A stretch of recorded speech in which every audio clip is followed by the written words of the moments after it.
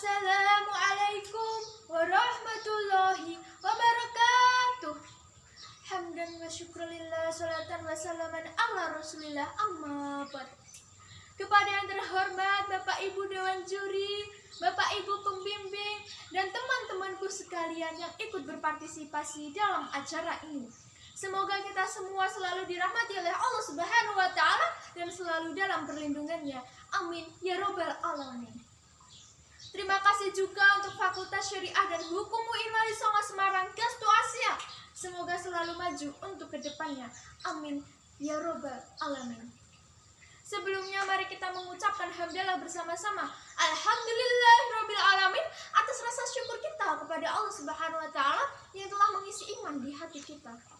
Tak lupa selawat serta salam senantiasa kita curahkan kepada Nabi kita, Nabi Muhammad sallallahu alaihi wasallam. Allahumma sholli ala sayyidina Muhammad. Pada kesempatan kali ini, izinkan saya menyampaikan sebuah pidato yang bertemakan tentang ikhtiar secara lahir dan batin di masa pandemi. Sahabatku sekalian, akhir-akhir ini kita sering mendengar berita dari televisi, dari handphone, atau mungkin secara langsung face to face yang memuat tentang pandemi COVID-19. Memang sangat susah menghadapi pandemi ini, so hard untuk kita. Tapi kita sebagai manusia, apalagi kita sebagai umat muslim, sepatutnya kita berikhtiar. Karena Allah Subhanahu wa Ta'ala menurunkan pandemi ini semata-mata juga untuk menguji hamba-hambanya dari kalangan manusia.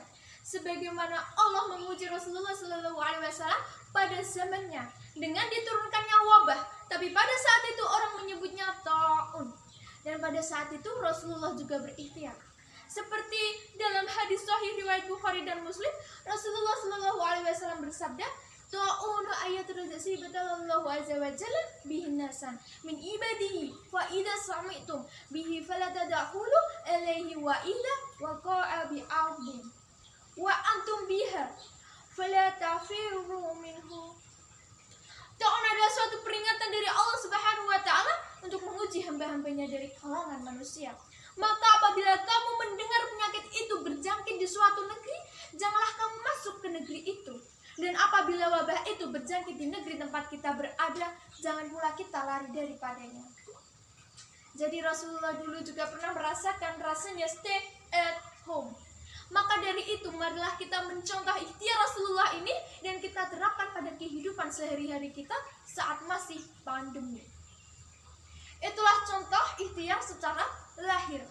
Tapi jangan kita melupakan ikhtiar secara batin, karena batin kita juga harus ikut berikhtiar. Dengan cara apa? Beribadah kepada Allah Subhanahu wa Ta'ala. Berbanyak sholat. Yang dulu sholatnya cuma sholat wajib, sekarang ditambah ya dengan sholat sunnah. Berbanyak berzikir. Yang dulu berzikirnya cuma habis sholat aja, sekarang kalau mau tidur berzikir. Berbanyaklah beramal soleh, karena sekarang banyak orang yang lalai karena urusan duniawi. Apalagi di masa pandemi ini, semua orang melupakan ibadahnya kepada Allah Subhanahu wa Ta'ala, karena mereka sedang memikirkan tugas-tugasnya, kebutuhannya, dan juga pekerjaannya. Maka dari itu marilah kita dekatkan diri kepada Allah Subhanahu wa Ta'ala. Curhat dengan Allah, insya Allah Allah akan membantu kita. Kalau misalnya ya curhatan kita belum direspon dengan Allah, kita cukup bersabar. Karena kalau kita bersabar, kemenangan itu akan datang dengan sendirinya. Jawaban-jawaban yang kita perlukan akan datang sendirinya. Dan hal terakhir yang harus kita lakukan setelah bersabar adalah berserah diri kepada Allah Subhanahu wa Ta'ala.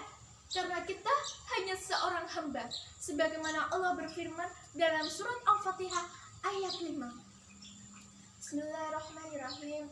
Iyyaka na'budu wa iyyaka nasta'in. Hanya kepada Engkau lah ya Allah kami menyembah, dan hanya kepada Engkau lah kami memohon pertolongan. Sahabatku sekalian, jangan lupa mari kita berbanyak syukur saat di pandemi ini atas nikmat yang Allah berikan, walaupun itu sebesar biji kurma. Contoh, kita harus bersyukur masih diberikan kesehatan, walaupun mungkin tadi kita habis di PHK. Kita harus bersyukur kita bisa beribadah dengan tenang walaupun di rumah saja. Karena kalau kita bersyukur, Allah akan menambah nikmat kita. Sebagaimana surat Ibrahim ayat 7. Bismillahirrahmanirrahim. La in syakartum la azidannakum wa la in kafartum inna adzabi lasyadid. Sesungguhnya jika kamu bersyukur, aku akan menambah nikmat itu. Tetapi jika kamu kufur, maka pasti azabku sangatlah pedih. Jadi sahabatku sekalian, marilah kita berikhtiar secara lahir dan batin untuk menghadapi pandemi ini dengan cara patuhi protokol kesehatan. Beribadah dengan Allah Subhanahu wa Ta'ala. Jangan panik, tetap tenang dan bersabar. Ingat kata Ibnu Sina, kepanikan adalah permulaan untuk penyakit.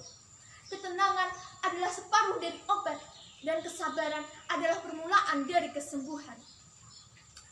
Percayalah, Allah Subhanahu wa Ta'ala tidak akan menurunkan sebuah penyakit tanpa adanya obat. Let's face this pandemic together. Sepertinya sampai di sini tausiah saya kali ini. Kurang lebihnya saya minta maaf. Thank you for your attention. Stay healthy and be happy. Billahi taufiq wal hidayah. Wassalamualaikum warahmatullahi wabarakatuh.